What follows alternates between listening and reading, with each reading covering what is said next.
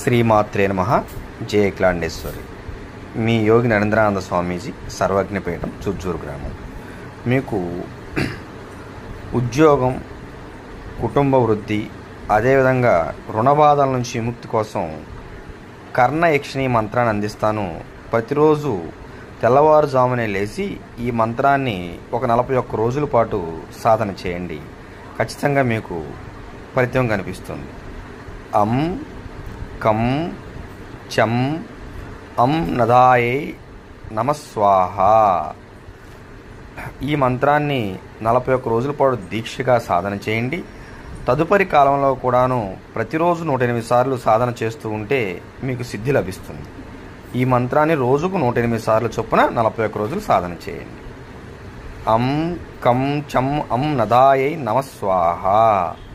శుభం భూయాత్.